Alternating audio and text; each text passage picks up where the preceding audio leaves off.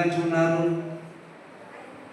యేసు ప్రభు నిజమైన దేవుడు అని ఎందుకు అంటున్నారంటే, ఏ దేవుడు కూడా చనిపోయి తిరిగి మూడో రోజున లేవలేని సంగతి ఎవరికి కూడా జరగలేదు. ఇప్పుడు వరకు చరిత్రలో ఎక్కడ కూడా లేదు. కాబట్టి యేసు ప్రభు ఒక్కడే మరి తిరిగి లేచిన దేవుడు. కాబట్టి మనుషులు చనిపోతారు, వారికి తిరిగి లేవరు కదా. అందుకే దేవుడు అంటాడు, దేవుడు ఈరోజు లేచినాడు రా కదా. ఆయన సమాధి నుంచి లేచాడు కాబట్టి మనం గీతాలు పాడుకున్నాం. గీతం గీతం జయ జయ గీతం కదా. ఎందుకు పాడాం? దేవుడు లేచాడని ఈరోజు మనకు అందరికీ కూడా సంతోషం కలిగింది కాబట్టి. ప్రియులారా, వాక్యాలను మనం వెళ్దాం. కాబట్టి మార్కు సువార్త 16వ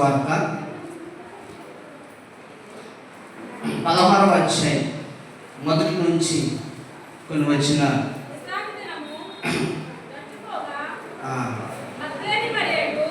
ఆ అధ్యాయం ఒకసారి మనం గమనించినట్లయితే ప్రియులారా, మీరు ఇంటికి ఇలా చూడవచ్చు.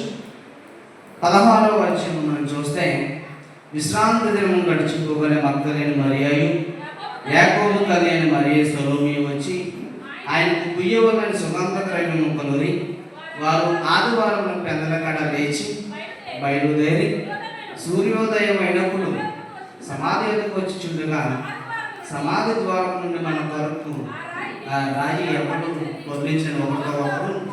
ప్రియులారా, మనం గమనించినట్లయితే విశ్రాంతి దినం గడిచిపోయిన తర్వాత మగ్దలేని మరియయు యాకోబు తల్లి అయిన మరియయు సలోమియు ఈ ముగ్గురు కూడా వచ్చి వారంటూ ఉన్నారు, యేసు ప్రభు సమాధిలో ఉన్నాడు, యేసు ప్రభుకి సుగంధ ద్రవ్యమును కొనాలి, కుయ్యాలి. ఎందుకంటే సూర్యోదయం అయినప్పుడు మనమందరం కూడా సమాధి దగ్గరికి వెళ్ళాలి. సమాధి దగ్గరికి వెళ్ళి మనమందరం కూడా సుగంధ ద్రవ్యమును కొని యేసు ప్రభుని మనమందరం కూడా కనపరచాలని మగ్దలేని మరియయు సలోమియు యాకోబు తల్లి అయిన మరియ వీరు అనుకుంటూ ఉంటే, అక్కడ సూర్యోదయం అయినప్పుడు వారు ఎక్కడికి వచ్చారంటే సమాధి వద్దకు వచ్చారు. దయచేసి పిల్లలు, తల్లులు చాలా పట్టించుకోవట్లేదు ఎవరి పిల్లల్ని. దయచేసి సంఘంలో ఎవరు కూడా ఆటంకపరచవద్దు. ఇలా చెప్పాలని బాధపడినా పర్వాలేదు, వాక్యానికి కొంత సమయం మనం విందాం జాగ్రత్తగా. అయితే ప్రియులారా, సమాధి వద్దకు వచ్చినప్పుడు ద్వారం నుండి మన కొరకు ఆ రాయి ఎవరు పూర్ణించారని ఒకరితో ఒకరు చెప్పుకొచ్చి ఉన్నారు. యాకోబు తల్లి అయిన మరియా, సలోమి, మగ్దలేని మరియా వీరందరూ కూడా చెప్పుకుంటున్నారంట. ఏమని చెప్పుకుంటున్నారు? ఏమని చెప్తున్నారంటే, మన కొరకు ఆ రాయి ఎవరు పూర్ణించారు, ఈ రాయి ఏమైపోయింది ఎక్కడి నుంచి అని వారు చెప్పుకుంటూ ఉంటే, వారు వచ్చి కొనలెద్దు చూడగా రాయి పొరలింపుడినట్టు చూచింది. ఆ రాయి ఎంతో ప్రియులారా, యేసు ప్రభువు సమాధి చేసినప్పుడు ఆ రాయి చాలా పెద్దది. వారు వెళ్ళినప్పుడు ఆ రాయి ఎక్కడే ఉంది. సమాధి చేసినప్పుడు ఆ రాయి చాలా పెద్ద రాయి ఉంది. వారందరూ కూడా అనుకుంటున్నారంట, ఏది ఇక్కడ ఉండవలసిన సమాధి ఏమైపోయింది, ఇక్కడ ఉండవలసిన రాయి ఎవరు పొరలించారు అని వారు చెప్పుకుంటూ ఉంటే, ఆ రాయి చాలా పెద్దది. కాబట్టి అక్కడ చెప్పుకుంటూ ఉంటే, అప్పుడు వారు సమాధిలో ప్రవేశించి తెల్లని లింటను ధరించుకుని ఒక పొడిచివాడు కుడివైపును కూర్చున్నట్టు చూచి మిగులు కలవరపడేది. అక్కడ ఒక తెల్లని లింటను వేసి కూర్చున్న వ్యక్తిని చూసినప్పుడు వారందరూ కూడా ఆశ్చర్యానికి గురయ్యారంట. కుడివైపును కూర్చుని కలవరపడుతున్నారు వారందరూ కూడా. ఎందుకంటే అక్కడ 6వ వచనం చూస్తే యేసు ప్రభు గారు చెప్పి, అందుకు అతడు కలవరపడబడి సిలువ వేయబడిన యేసుని మీరు వెతుకుచున్నారు, ఆయన లేచి ఉన్నాడు. ఇక్కడ 2 చేతులు అయితే దేవుడికి గట్టిగా స్తోత్రం చెప్తాం ఒకసారి. హల్లెలూయా, హల్లెలూయా. అక్కడ ఏమంటూ ఉన్నాడు? మీరు కలవరపడబడి. అక్కడ మరియా సలోమితో యాకోబు తల్లి అయిన మరియతో చెప్తున్నారు ఏమనంటే, మీరు కలవరపడవద్దు. ఎందుకు కలవరపడుతున్నారంటే, సిలువ వేయబడిన నజరేయుడైన యేసుని మీరు కదండి. వారు అక్కడ వెతుకుచున్నారు. సమాధి దగ్గరికి వెళ్ళారు. సమాధి దగ్గరికి ఎందుకు వెళ్ళారు?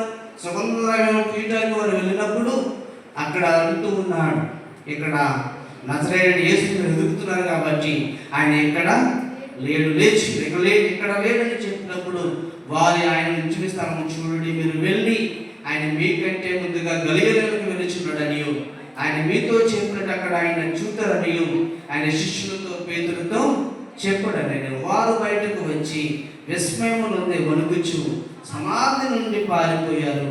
వారు భయపడినందున ఎవరితో ఏమీ చెప్పలేదు. మాకు 7 దెయ్యములు వెలగొచ్చిన మరియకు ముందు యేసు ప్రభు కనిపించినప్పుడు ఆ ప్రాంతానికి వెళ్ళి చెప్తా ఉందంట. ఏమనంటే, నజరేయుడైన యేసు చనిపోలేదు, ఆయన బ్రతికి ఉన్నాడు అని 7 దెయ్యములు వెలగొచ్చిన మరియ చెప్తూ ఉంటే ప్రజలు ఎవరైనా నమ్ముతున్నారా? ఎవరు కూడా నమ్మట్లేదంట. ఏంటి పిచ్చి పెట్టింది వీడికి? యేసు ప్రభు ఎందుకు మళ్ళా తిరిగి లేచాడు?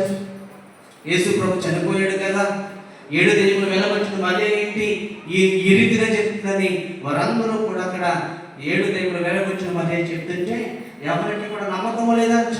ఎవరు కూడా నమ్మడం లేదంట. ప్రియులారా, ఎందుకు నమ్మడం లేదంటే ఎవరు కూడా చనిపోయిన వాడు తిరిగి ఎలా లెగిస్తాడు కదా, చనిపోయిన వ్యక్తి ఎలా లెగిస్తాడండి? వారందరూ కూడా అనుకుంటూ ఉంటే 7 దెయ్యములు వెలగొచ్చిన మరి అందరికీ చెప్తుంది.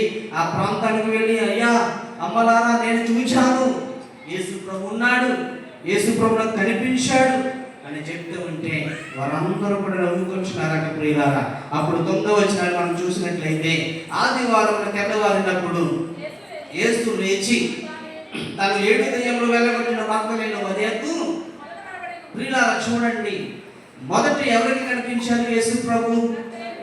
7 దెయ్యములు వెలగొచ్చిన మరియకు కనిపించినప్పుడు అక్కడ అంటూ ఉన్నారు. అక్కడ మగ్దలేనే మరియకు కనిపించినప్పుడు 10వ వచనం చూస్తే, ఆయనతో ఉండిన వాడు దుఃఖపడి ఏడ్చుచుండగా ఆమె వెళ్ళి ఆ సంగతి వారికి తెలియజేసింది. కానీ ఆయన బ్రతికి ఉన్నాడని, ఆమె కనపడినని వారు విని నమ్మకపోయేది కదండి. ఎవరు నమ్మడం లేదు. ఎందుకు నమ్మడం లేదంటే, నాకు కనిపించాడు నజరేయుడైన యేసుక్రీస్తు అంటే, ఆయన సిలువ వేయబడిన యేసుని మీరు వెతుకుచున్నారని అక్కడ అంటుంటే, నేను నమ్మాను, నేను చూస్తాను అని 7 దెయ్యములు వెలగొచ్చిన మగ్దలేనే మరియ చెప్తుంటే ఎవరికి కూడా నమ్మకము కలగడం లేదు. ఎందుకు కలగడం లేదని చెప్పినారా? చనిపోయిన యేసు ప్రభు ఎలా లెగిస్తాడని నిజమైన దేవుడు కాదు. వారిలో ఒక అనుమానం కలిగింది.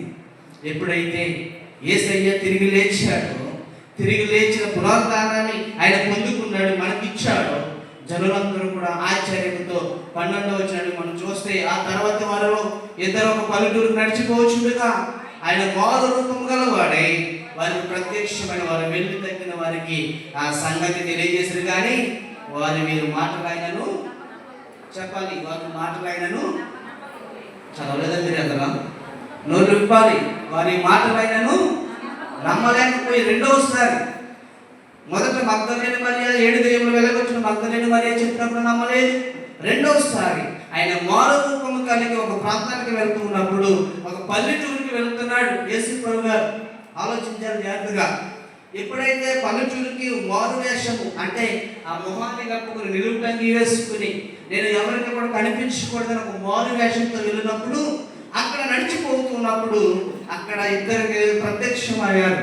వారు వెళ్ళి అందరికీ చెప్తున్నారంట, యేసు ప్రభు కనిపించాడంటే వారి మాటలు కూడా ఎవరు జనులు నమ్మడం లేదు. ఎవరికి కూడా నమ్మకం కలగలేదు. ఎందుకంటే ప్రియులారా, యేసు ప్రభు తిరిగి చనిపోయినప్పుడు ఎలా లెగిస్తాడని వారందరూ కూడా ఆశ్చర్యంతో కలుగజేస్తే, ఎఫెసీయులకు రాసిన పత్రిక 2వ అధ్యాయంలో మనం చూస్తే 1వ వచనంలో ఈ రీతిగా అపోస్తలుడైన పౌలు గారు ఈ రీతిగా తెలియజేస్తున్నారు. ప్రియులారా, ఎఫెసీయులకు రాసిన పత్రిక 2వ అధ్యాయం 2వ అధ్యాయం 1వ వచనం చెప్పండి.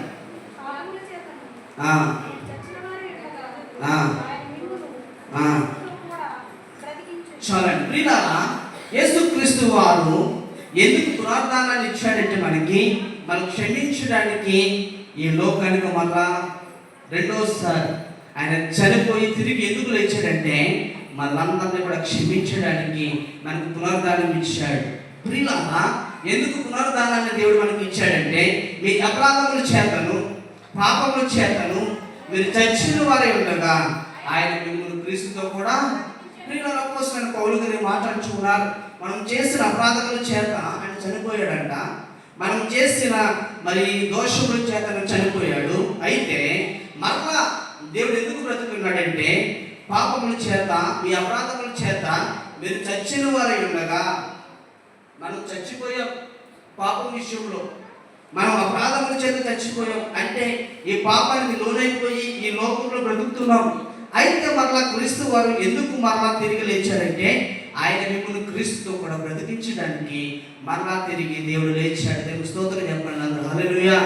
దేవుడు మరలా ఎందుకు లేచాడండి? మనలందరినీ కూడా క్రీస్తుతో బ్రతికించడానికి. చనిపోయిన మన అపరాధముల చేత, చచ్చిన మన పాపముల చేత మనమందరము కూడా లోనైపోతే ఆయన మనల్ని క్రీస్తుతో కూడా బ్రతికించడానికి మొదటిగా పునరుద్ధరణుడయ్యాడు, మరలా బ్రతికాడు. ఎందుకో తెలుసా?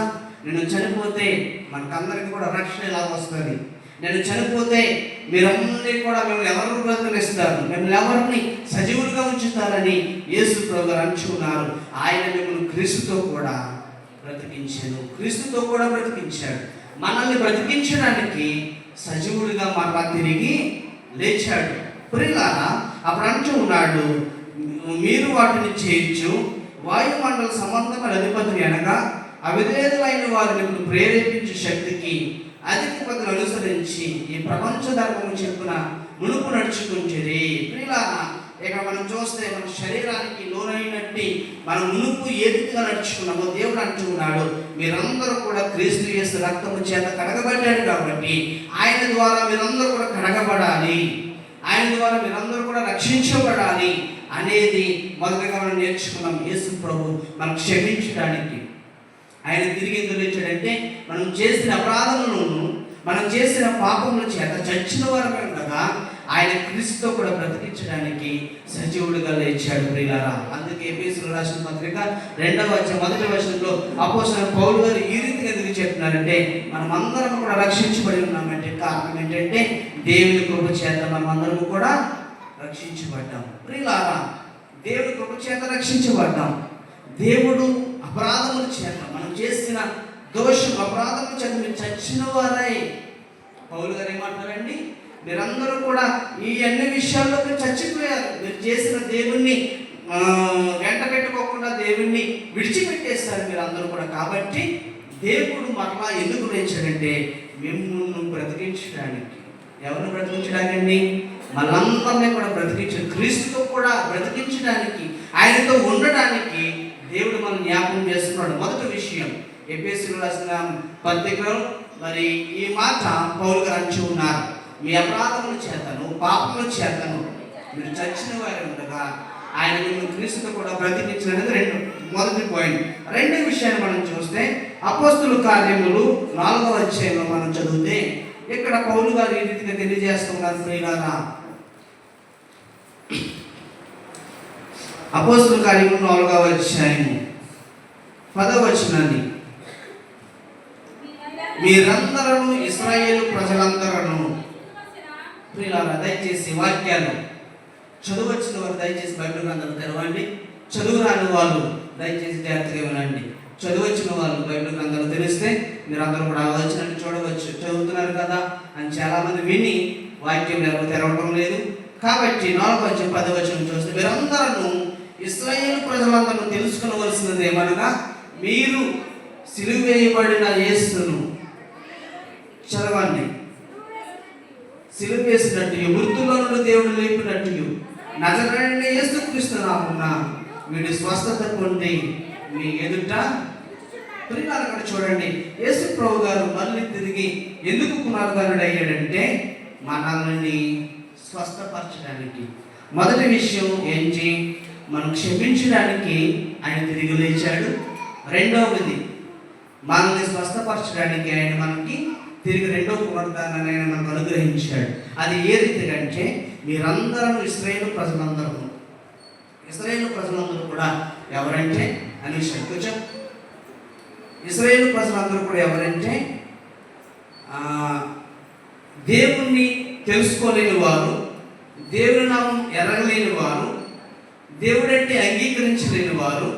మీరందరూ కూడా ఇశ్రాయేలు ప్రజలు తెలుసుకోవాల్సింది ఏమనగా, మీరు సిలువ వేసినట్టు మృతుల్లో నుండి దేవుడు లేపినట్టు నజరేయుడైన యేసుక్రీస్తు నామమున మీరు స్వస్థత పొందాలి. ఏ నామమునండి? నజరేయుడైన యేసుక్రీస్తు నామమున మీరు స్వస్థత పొంది మీ ఎదుట నిలుచుచున్నాడని అపోస్తలుడైన పౌలు గారు రెండవదిగా మనం చెప్తున్నారు. యేసుక్రీస్తు వారు తిరిగి పునరుద్ధానుడయ్యాడు. ఎందుకు పునరుద్ధానుడయ్యాడు? మనల్ని స్వస్థపరచడానికి, మనల్ని శరీర రోగములతో ఉన్న వారందరినీ కూడా ఆయన బాగు చేయడానికి, మనం శరీర రోగంతో ఉన్న వారందరినీ కూడా, భయంకరమైన అనారోగ్య పరిస్థితుల్లో ఉన్న వారందరూ కూడా బాగు చేయడానికి రెండోసారి ఆయన పునరుద్ధానుడు అయ్యాడు. అది దేనికోసం అంటే నిన్ను నన్ను కూడా స్వస్థత కలుగజేయడానికి. స్వస్థత అంటే ఏంటంటే ఈ శరీర బలహీనతలు, అనారోగ్యమైన బలహీనతలు మనకు ఉంటాయి చూసారా, అవన్నింటినీ కూడా మనల్ని దేవుడు ఈ శాంతిని మనకు అనుగ్రహించాలని దేవుడు ప్రేమ స్వరూపు కాబట్టి అపోస్తలుడైన పౌలు గారు అంటున్నారు, నీకు నేను స్వస్థత పొందాలి. ఇశ్రాయేలు ప్రజలు తెలుసుకోవాల్సింది ఏమనగా, నజరేయుడైన యేసుక్రీస్తు నామమున మీరందరూ కూడా స్వస్థత పొందాలని నేను మిమ్మల్ని కోరుకుంటున్నాను. ప్రియులారా, దేవుడు మాట మీకు అంటున్నారు. యోహాను రాసిన పత్రికలో మనం చూస్తే 11వ అధ్యాయము, యోహాను సువార్త 11వ అధ్యాయము 25వ వచనం ఒకసారి మనం చదువుదాం. అందుకు యేసు, పునరుద్ధానమును జీవమును నేనే, నా యందు విశ్వాసం ఉంచువాడు చనిపోయినను బ్రతుకును, బ్రతికి నా యందు విశ్వాసం ఉంచి ప్రతి వాడును. చూడండి ప్రియులారా, ఇక్కడ చూడండి, పునరుద్ధానము అంటే ఏంటి? దేవుడు మృత్యుంజయుడిగా లేచి ఈ రోజు మనకు పునరుద్ధానాన్ని ఇచ్చాడు, ఆయన ఒక జీవాన్ని ఇచ్చాడు, అక్కడ నుంచి ఉన్నాడు. మూడో విషయం మనం చూస్తే, మనకు నిత్య జీవాన్ని ఇవ్వడానికి యేసుక్రీస్తు వారి లోకానికి పునరుద్ధానుడుగా వచ్చాడు. మూడవ విషయాన్ని చెప్తున్నాను. మొదటి విషయం మనం ఏం నేర్చుకున్నాం? ఎఫెసీయులకు రాసిన పత్రికలో ఏం నేర్చుకున్నామంటే, మొదటి విషయం అపరాధములు చచ్చిన వారి ఉండగా యేసుక్రీస్తు వారు ఎందుకు వచ్చాడు? మొదటి విషయంలో మనం క్షమించడానికి పునరుద్ధానుడు అయ్యాడు. రెండవదిగా ఏంటి? రెండవదిగా ఏం నేర్చుకున్నాం? ఇందాక అపోస్తలుల కార్యాలు నేర్చుకున్నాం. ఇశ్రాయేలు ప్రజలందరూ తెలుసుకోవాల్సింది ఏమనగా, యేసుక్రీస్తు నామమున ఏమి పొందాలి? ఏమి పొందాలి? స్వస్థత కదా.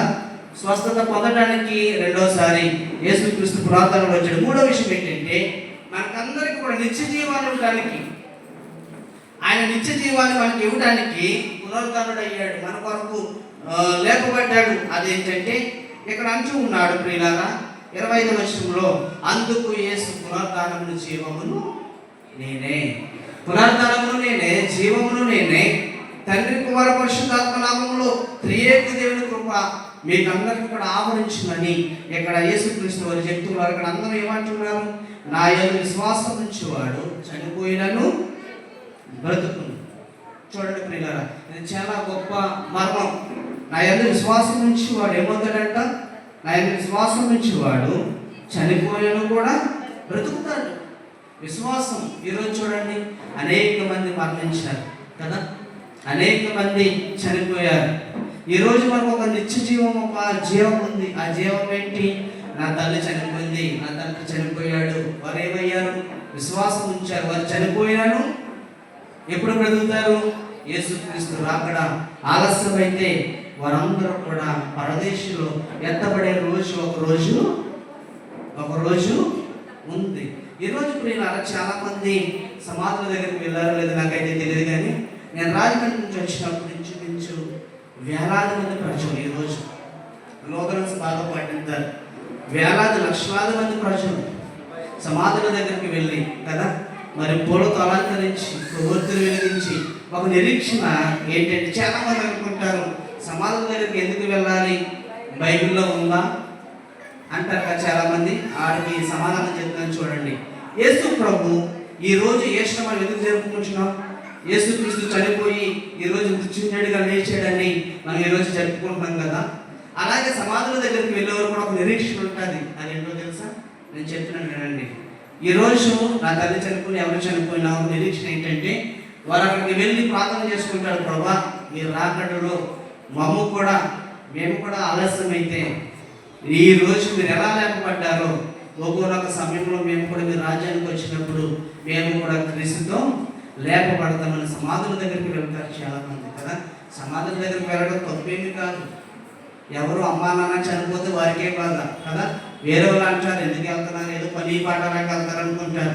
ఎవరింట్లో చనిపోతే వారికి బాధ ఉంటుంది. కాబట్టి సమాధుల దగ్గరికి వెళ్ళడం మంచిదే. ఎందుకంటే వారు తల్లిని పోగొట్టుకున్నారు, తండ్రిని పోగొట్టుకున్నారు. కాబట్టి వారు వెళ్ళి అక్కడ ప్రార్థన చేసుకుని అక్కడ వారు దుఃఖింతారు కదా.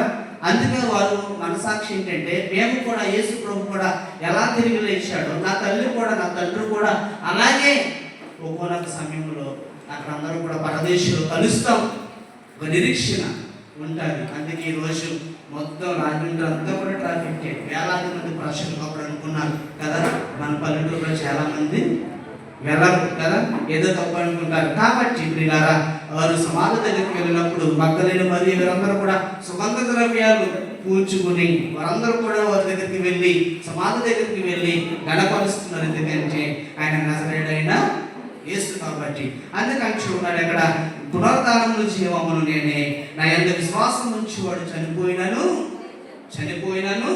బ్రతుకును. అంటే మాటకు అర్థం ఏంటంటే ప్రియులారా, విశ్వాసం నుంచి ప్రతి వాడు ఎన్నటికీ కూడా చనిపోడు. ఎందుకంటే విశ్వాసం నుంచి వాడు చనిపోయాడు, ఎందుకు బ్రతుకును అని ఇక్కడ యోహాను భక్తుడు అన్నాడంటే, ఎందుకు అన్నాడంటే ఈ మాటకి, ఎందుకంటే నా యందు విశ్వాసం నుంచి వాడు ఒకవేళ చనిపోయినా తిరిగి దేవుని రాజ్యంలో ఆయన ఉంటాడు.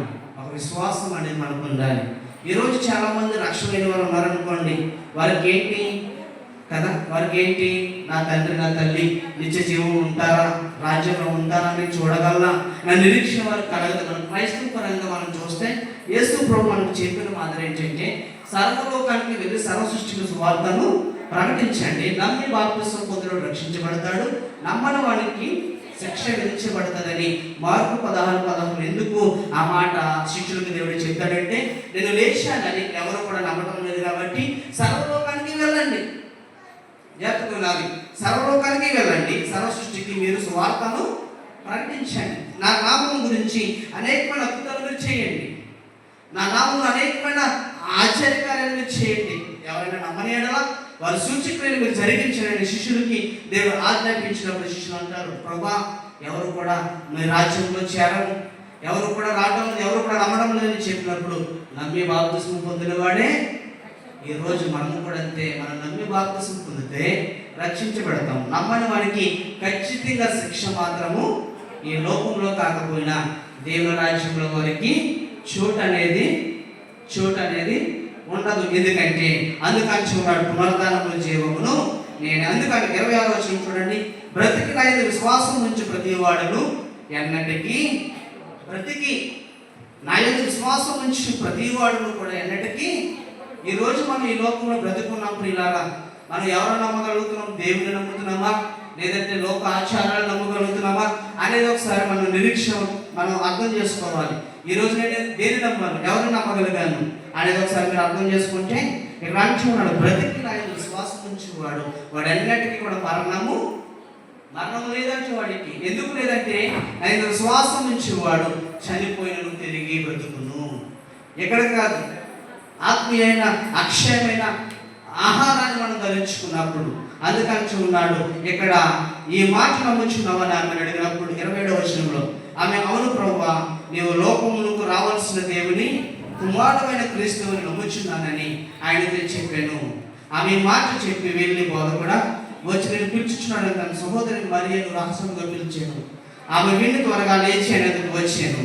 యేసు ఇంట్లో నా గ్రామంలోకి రాక మార్త ఆయన కలుసుకునే చోట ఉండను కనుక ఇంచులో మరియతో కూడా ఆమె ఓదార్చుచుని యూదులు వచ్చి తొలగినట్టు చూచి ఆమె సమాధితో ఏడ్చుచు అక్కడికి వెళ్ళుచున్నాడని ఆమె వెంట వెళ్ళేది. వారందరూ కూడా సమాధుల దగ్గరికి వెళ్ళారు, కానీ అక్కడ ఎవరు లేరు, యేసు ప్రభు లేడు, ఖాళీగా ఉన్న సమాధి. ఏది మనిషి ఏమైపోడని వారందరూ కూడా ఆశ్చర్యానికి గురవుతుంటే, మీరు నజరేయుడైన సిలువ వేయబడిన యేసు మీరు వెతుకుచున్నారు అని వారు చెబుతూ ఉంటే వారందరూ కూడా అప్రమత్తంగా ఉన్నారు. 3వదిగా ఆయన మనకు నిత్య జీవాన్ని ఇచ్చాడు. ఆయన మనకు నిత్య జీవాన్ని మనకు అనుగ్రహించడానికి పునరుద్ధరణుడయ్యాడు. 4వ విషయం మనం చూస్తే రోమీయులకు రాసిన పత్రిక 8వ అధ్యాయము 34వ వచనాన్ని ఇంకో వచనాన్ని చూసి మనం ముగించుకుందాం. రోమీయులకు రాసిన పత్రిక 8వ అధ్యాయము 34వ వచనం. 4వ విషయం నేను చెప్తూ ఉన్నాను. 3 విషయాలు ఇప్పుడు వరకు మనం నేర్చుకున్నాం. శిక్ష విధించేవాడు ఎవడు? చాలండి ప్రియులారా, చూడండి శిక్ష విధించేవాడెవడు మనకి? చనిపోయిన క్రీస్తు యేసే. అంతేకాదు మృతుల్లో నుండి లేచిన వాడును, దేవుని కుడిపార్శ్వమున ఉన్నవాడును, మన కొరకు విజ్ఞాపన కూడా చేయవాడును. ప్రియులారా చూడండి, చాలా మంది అనుకుంటారు క్రీస్తు మనకి ఏ శిక్ష కూడా మనకి వేయడు, ఎందుకంటే మనం ఏమి చేసినా ఆయన మనం ఏమి కూడా చేయడం చాలా మంది అంటారు. అందుకే అపోస్తలుడైన పౌలు గారు ఈ రకంగా చెప్తున్నారు. ఏంటో తెలుసా? శిక్ష విధించేవాడెవడు? చనిపోయిన క్రీస్తు యేసే. ఈరోజు మనం అనుకుంటాం యేసు ప్రభు చనిపోయాడు కదా, మనకు శిక్ష ఎవరు కలుగజేస్తారనుకుంటాం. అందుకే అపోస్తలుడైన పౌలు గారు అంటున్నారు, శిక్ష విధించేది చనిపోయిన యేసు క్రీస్తే. ఆయన చనిపోయాడు అనుకుంటు చాలా మంది. మనకేంటి, మనకి ఎవరు కలుగజేస్తారు శిక్ష అనుకుంటారు. ఇక్కడ అందుకు అంటున్నాడు, శిక్ష విధించేవారు ఎవరో తెలుసా మనకి? చనిపోయిన యేసు క్రీస్తే. ఎందుకంటే శిక్ష ఎప్పుడు విధిస్తాడంటే మనం దేవుని నమ్మలేనప్పుడు శిక్ష ఉంటుంది. మనం దేవుని అంగీకరించలేనప్పుడు మనకి శోధనలు వస్తాయి. మనం దేవుణ్ణి అంగీకరించలేనప్పుడు, దేవుని నమ్మలేనప్పుడు, దేవుడు అంటే ఎరగనప్పుడు అప్పుడు మనకి ఏమొస్తాయంట? శిక్షలు కలుగుతాయంటే మనకు అందుకు అంటున్నాడు. ఇక్కడ 34వ వచనం కింద మనం చూస్తే, క్రీస్తు ప్రేమ నుండి మనం ఎడబాపు వాడెవడు? శ్రమ అయినను, బాధ అయినను, హింస అయినను, కొరవైనను, వస్త్రహీనతను, ఉపద్రవమైనను, ఖడ్గమును మనం ఎడబాపున. ఇందును గురించి రాయబడినది ఏమనగా, నిన్ను బట్టి దినమెల్లా మేము వధింపబడిన వారము, వధుకు సిద్ధమైన గొర్రెలమని మేము ఎంచబడిన వారము. గొర్రెలం మనమందరము కూడా యేసుక్రీస్తు రక్తం చేత కడగబడిన ఆయన వేపించిన గొర్రెలకు సమస్త దేశంలో యెహోవా గురించి ఉత్సాహాలు చేయమన్నప్పుడు మనమందరం కూడా ఆయన వేపించున్న ఆయన మన గొర్రెలు కదా, ఆయన కాపరి. ఇశ్రాయేలు రాజుకు కాపరిగా ఉన్న యేసుక్రీస్తు వారు ఉన్నారు, నీకు పునరుద్ధానము జీవమును నేనే, నా ద్వారా తప్ప నా తండ్రి దగ్గరికి ఎవరు కూడా రాలేరు. అందుకని చూన్నాడు, నా జీవాన్ని నీకు ఇచ్చాను, నా యొక్క ప్రేమను నీకు ఇచ్చాను. లాస్ట్గా మనం చూస్తే 1 పేతురు రాసిన పత్రిక 1వ అధ్యాయం మనం చూద్దాం. ఒకసారి చూడండి, 1 పేతురు రాసిన పత్రిక 1వ అధ్యాయం 4వ వచనాన్ని మనం చూస్తే, చదవండి.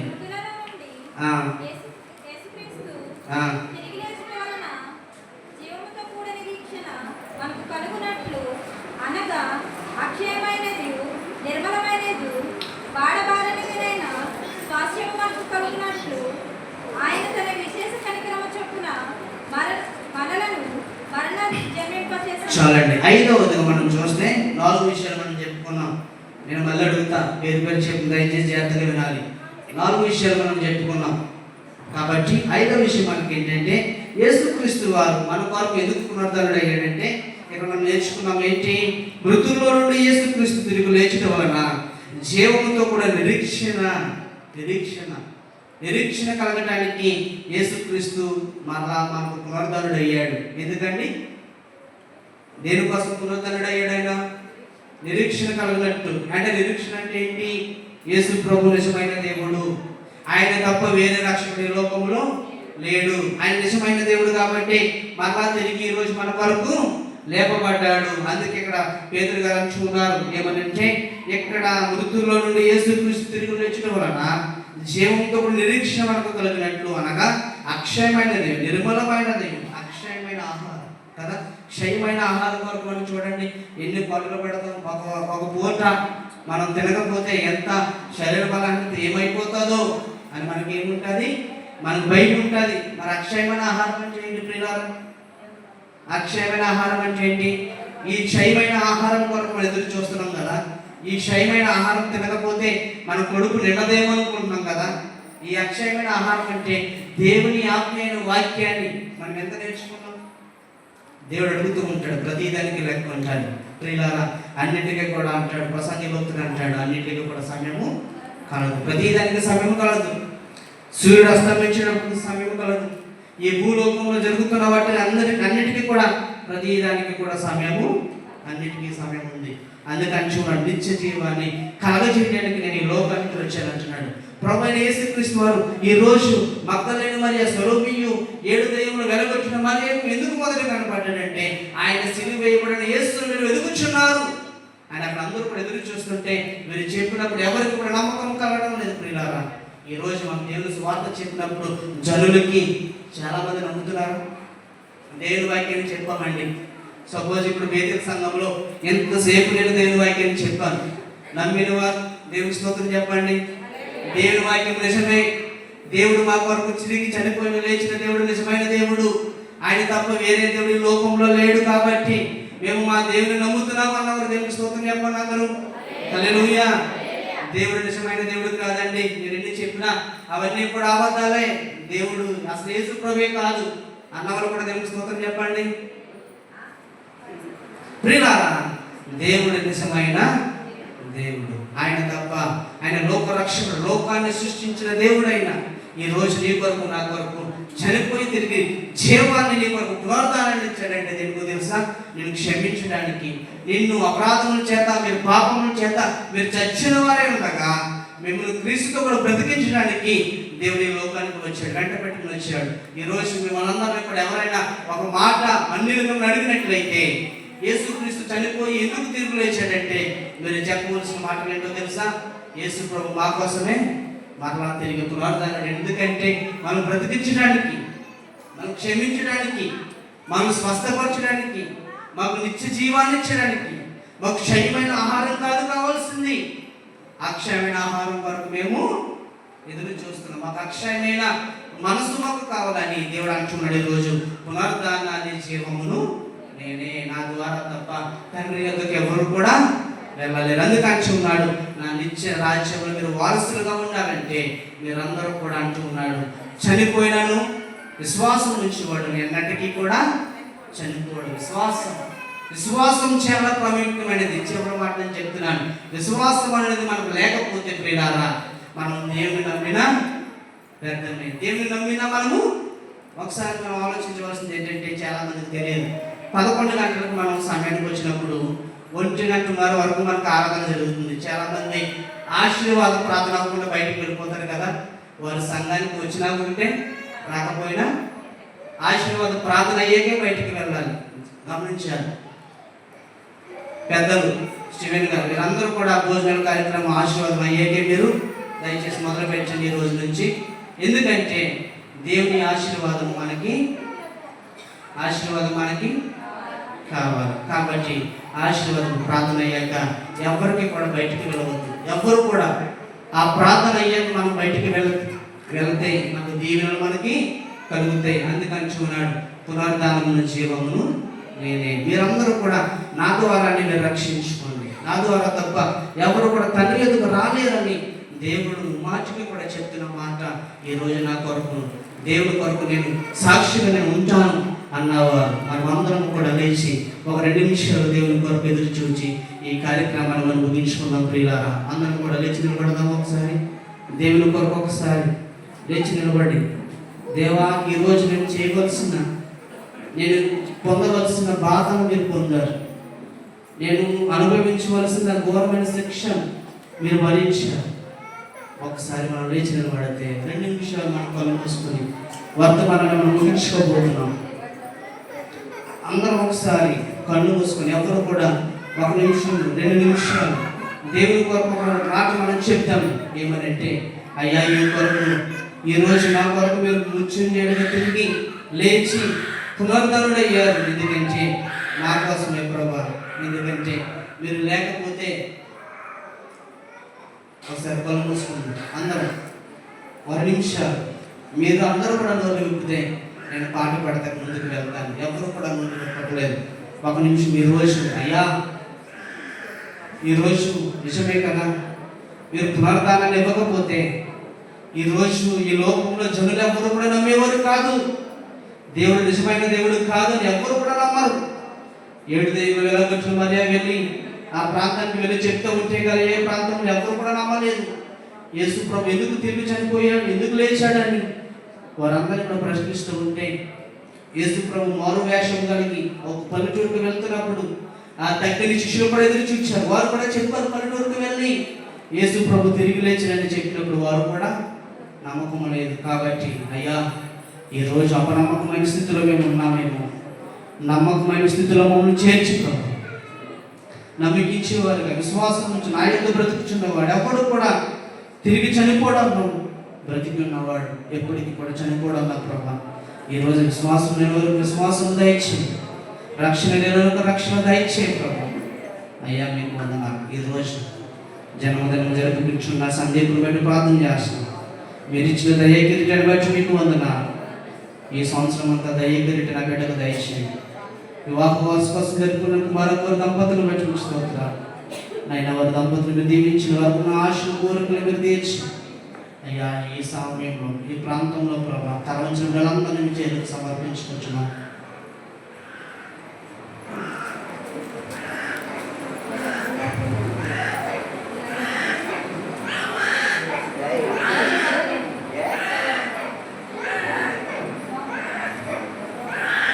అందరం కూడా సంతోషంగా పాడుకోవడం ప్రారంభమైపోయింది.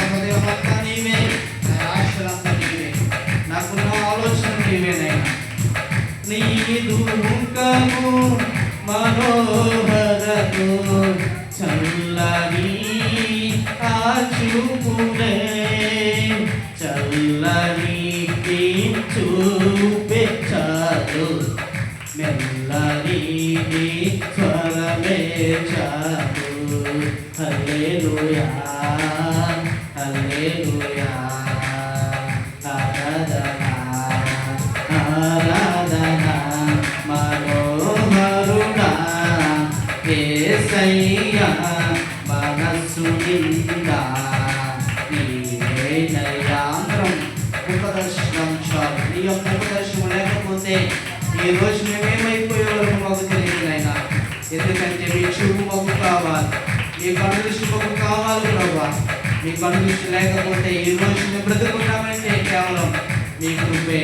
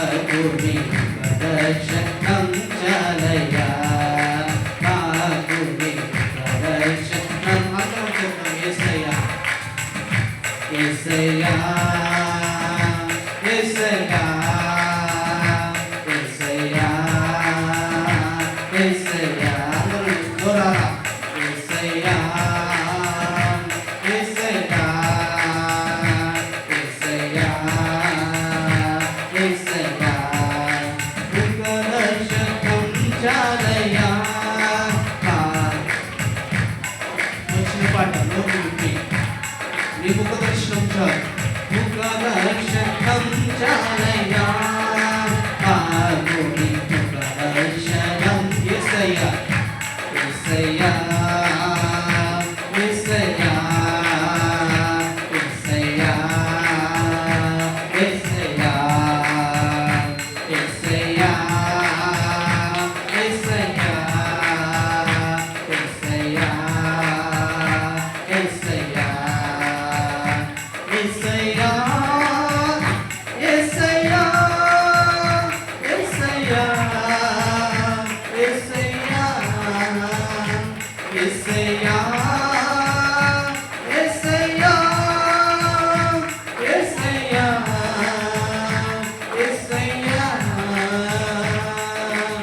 దర్శనంచాలయ్యా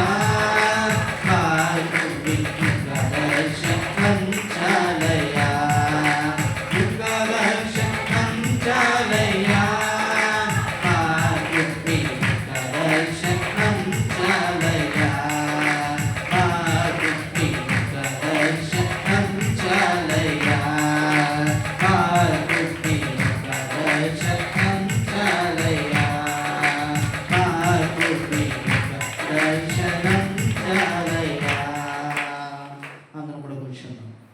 పరిశుద్ధుల మీకు వందనాలు. ఈ ప్రేమ గల నామములో ప్రభు మీ దివ్యమైన ప్రభుత్వం మన అపారులుగా పనుకొచ్చే వారికి మీరు చేసిన దాన్ని బట్టి మీకు వందనాలు, మీ స్తోత్రాలు. ఈ సమయంలో ప్రభు మీరు మనందరినీ దీవించారు. అందరం కూడా దేవుని కొరకు ఒక మనసాక్షి సాక్ష్యం కలిగి ఉందని ఈరోజు ఒక తీర్మానాన్ని చేసుకుందాం. నేను దేవుని కొరకు ఈరోజు నా కొరకు దేవుడు పునరుద్ధరణుడు అయ్యాడు కాబట్టి నా దేవుని కొరకు రక్షణ లేకపోతే నేను ఇంకా రక్షణ కలిగి ఉంటాను. విన్న వాక్యాన్ని దేవుడు మన హృదయంలో ఫలించలాగిన చంద్రపు రాజుబాబు గురించి ప్రార్థన చేస్తారు.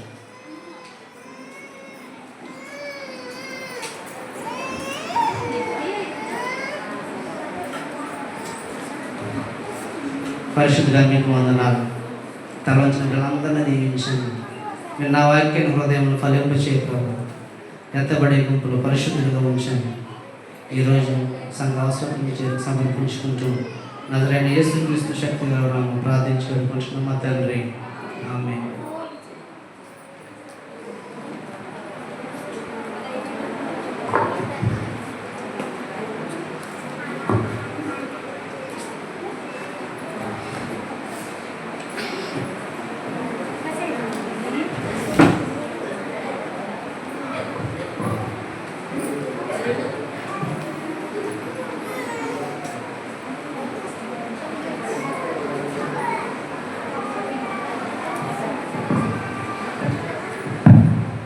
ప్రభువుకు ప్రియమైన దేవుని బిడ్డలారా, రోజు మీ అందరికీ వందనాలు. మరి దేవుని కృపను బట్టి చూడండి ఒక్క వచ్చిన నేను ముగిస్తాను. ఎందుకంటే మనకు చాలా కార్యక్రమాలు ఉన్నాయి కాబట్టి ఒక 5 నిమిషాలు నేను వాక్యాన్ని ముగిస్తాను.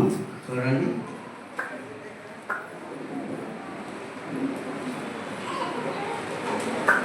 ప్రభువు దిగువచ్చును, క్రీస్తు నందుండి మృతులైన వారు మొదట లేతురు, ఆ మీదట సజీవులమై నిలిచి మనము వారితో కూడా యాకంలో ప్రభువును ఎదుర్కొనుటకు ఆకాశ మండలమునకు మేఘం మీదక కొనుకోబడు.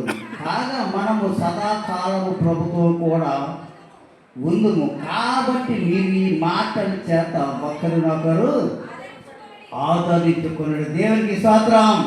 ఇక్కడ ఈ మాటలు ఎవరు చెప్తూ ఉన్నారండి? అపోస్తలుడైన పౌలు గారు అంటూ ఉన్నారు. ఏమన్నారు? ఆర్భాటముతోను ప్రధాన దూత శబ్దంతోను దేవుని బోరతోను పరలోకములు దిగి నుండి ప్రభువు దిగి వచ్చును. అంటే ఇది ఏంటంటే రెండవ రాకడకు సూచనగా గుర్తుగా ఉన్నది. ఎంతవరకు ఈ ప్రపంచ యావత్తు మనం చూసుకుంటే అనేకమైన పెద్ద పెద్ద బిషపులు, పెద్ద పెద్ద రెవరెండ్లు, కొన్ని వేల కోట్ల మంది ఈ రోజుకి చనిపోయి ఉన్నారు. చనిపోయినా లేదండి, చనిపోయి ఉన్నారు. ఎవరైనా తిరిగి లేచిన వారు ఎవరైనా ఉన్నారా? ఉన్నారు కదండి యేసుప్రభు గారు. ప్రియ దేవుని బిడ్డలారా, ఎంతవరకు ఎంతోమంది కూడా చాలామంది చనిపోయి కొన్ని రోజులు 10 రోజులు ఇంట్లో వచ్చేసి రేతులు లేస్తాడండి. వాసన వచ్చి కుళ్ళుకోబట్టి పురుగులు అట్టేసిన తర్వాత పాడేశారు. మన దేవుడు శుక్రవారం దినాన్ని సాయంత్రం 3 గంటలకు సమాధి చేయబడ్డాడు. ఈరోజు ఎన్ని గంటలు లేచారు? తెల్లవారుజామున మృత్యుంజయుడిగా మన ప్రభువు లేచి ఉన్నాడు. ఈ మరణము అనేది అందరికీ సంభవించాలి, కానీ ఈ మరణాన్ని జయించి దినాన్ని మన ప్రభువు లేచాడు. ఈ మరణములు అనేది పాపములు. ఇది ఈ పాపముతో అనేక మంది మరణిస్తూ ఉంటారు. కానీ అంగీకరించాలి. మనం ఎలాగ అంగీకరించాలండి? రక్షకుని అంగీకరి క్రీస్తుకు మన జీవితాలు సమర్పించుకోవాలి. మనం ఏం చేసుకోవాలి? మన జీవితాన్ని ఈ రోజు సమర్పించుకుందాం. మనం ఈ ఈస్టర్ పండుగ రోజు నుంచైనా మన హృదయాలు మన ప్రభువు కోసం మనం సమర్పించుకుందాం. ప్రియా ఏం పెట్టారా, ఇక ఎంతసేపు చూసినా ఇక ఇలా మనం చెప్పుకుంటూ పోతున్నాం, ఇలా వింటూనే వెళ్ళిపోతున్నారు. ఈ సమయం గాలికి చెదిరిపోతూ ఉన్నారు. ఏమైపోతుంది? గాలికి ఎగిరిపోతుంది పొట్టు. గాలికి పొట్టు నిలుస్తుందండి, నిలవదు, ఎగిరిపోతుంది. అయితే ఇంకా మనం కూడా మన భక్తి కూడా ఆ గాలికి అలాగే ఎగిరిపోతూ ఉంది. కానీ మనలో మన హృదయంలో నిలవడం లేదు. ప్రియ దేవుని బిడ్డలారా, మన హృదయంలో నిలవాలని అది క్రీస్తు మన రక్షణ అంగీకరించారు. క్రీస్తు మన జీవితం మనం సమర్పించారు. ఎందుకంటే పాప క్షమాపణ పొందిన వారు ఆయన రక్తములో ఎలాగండి? ఆయన రక్తంలో మనము కడగబడాలండి. పాప క్షమాపణ మనం పొందుకోవాలి. ఆయన రక్తంలో మనకు కడగబడాలి. అందుకనే మరి దేవుడు ఈ దినాన్ని మృత్యుంజయుడిగా సమాధిలో నుండి అసలు ఉన్నాయి. ఏం కనబడుతున్నాయండి? లేచాడు సమాధిలో నుండి కదండి. సమాధిని గెలిచాడు మన దేవుడి దినాన్ని. దేవుని బిడ్డలారా, ఇటువంటి యొక్క గొప్ప ఇక్కడ ఎంత గొప్ప ఘనమైన దేవుడు మనకి ఈ రోజుని ఈ యొక్క ఈస్టర్ పండుగ రోజుని మనకి అంత గొప్పగా మనకి కనబడుతూ ఉన్నది. దేవుని బిడ్డలారా, ఎందుకంటే మన జీవితంలో కూడా మరి మనం చూసుకుంటే అనేకమైన సందర్భాలు మనం మరి తప్పిపోతున్నాం. కానీ అనేకమైన విషయాలు మనం తప్పుపోతున్నాం. మరి అటువంటి తప్పుపోయామంటే ఇంక మనకి నిత్య జీవము అనేది మనకి మరి తప్పదు. మనం తప్పిపోకుండా మన సమయాన్ని మరి సద్వినియోగపరచుకోవాలి. మరి జ్ఞానుల వల్ల మనము ఆ సమయాన్ని మనం ఉపయోగించుకోవాలి. అజ్ఞానులు కనుక మనము మన జీవితంలో ఇంకా అజ్ఞానులుగా మనం ఉండదు. ఏం పెట్టారా? ఎందుకంటే మరి దేవుడి దినాన్ని ఈ రీతిలో మనకి ఇక్కడ ఈస్టర్ పండుగ ఘనముగా మరిందుకు జరుపుకుంటామంటే ఆయన మృత్యుంజయ తిరిగి లేచాడు అనే సంతోషకరమైన రోజు. కాబట్టి ఈరోజు మనందరం చక్కగా సంతోషంగా మనము మరి ఇక్కడ కూర్చొని కనుక ప్రియా